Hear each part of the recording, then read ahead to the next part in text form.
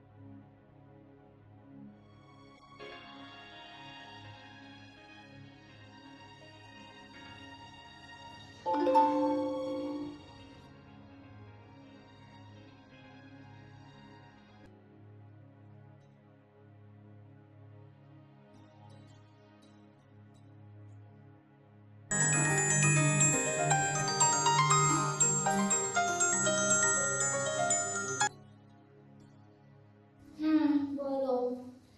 তোমার মুখ কোথায় এখানে? আমি মুখটা ইচ্ছা করেই ক্রপ করে দিয়েছি। কেন বলো তো? কোনো সমস্যা? আরে তা নয়, কোনো সমস্যা নেই। আসলে কি বলতো, লুকিয়ে কোথায় রেখেছিলাম? তোমার সামনেই তো ছিল, শুধু পর্দা দিয়ে ঢাকা ছিল, বুঝলে? আচ্ছা বুঝলাম। আচ্ছা, কি ব্যাপার বলো তো? আমার হট পিক দিয়ে তুমি কি করবে? না মানে ওই দেখবো আর একটু হ্যান্ডেল, না না না, মানে দেখবো আর কি। হুম, আচ্ছা তুমি দেখো, আমার না খুব ঘুম পাচ্ছে। ওকে, বাই, গুড নাইট। ওকে সোনা, বাই, গুড নাইট।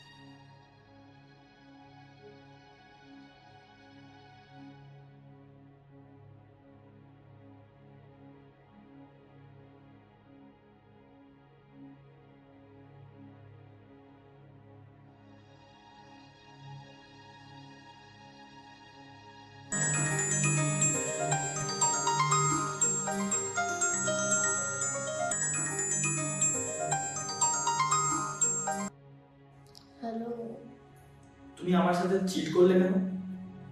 চিট? কি চিট করলাম? কালকে তুমি আমাকে কার পিক সেন্ড করেছিলে। কেন? আমার?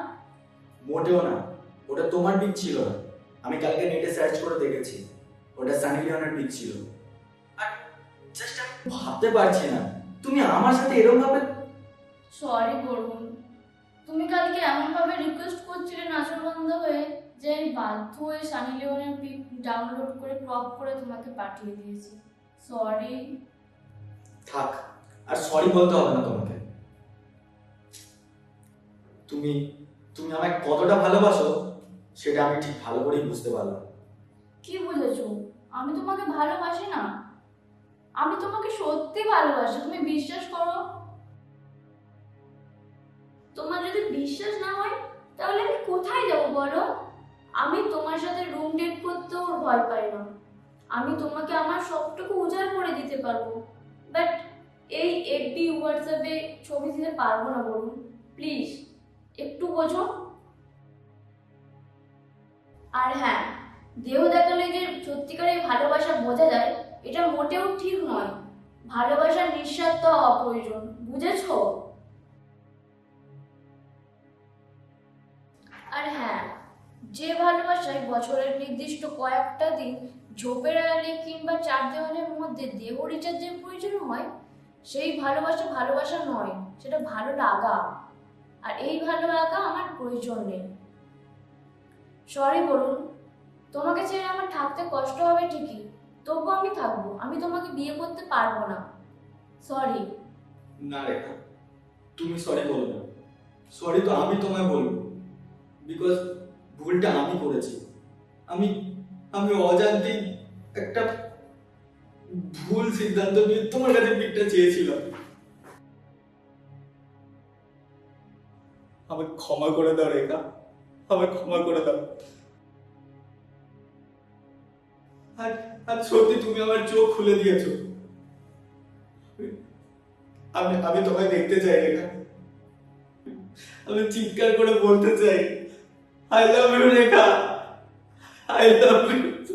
আমারও খুব ইচ্ছে করছে তোমাকে জড়িয়ে ধরে বলি আই লাভ ইউ টু বলুন, আই লাভ ইউ টু।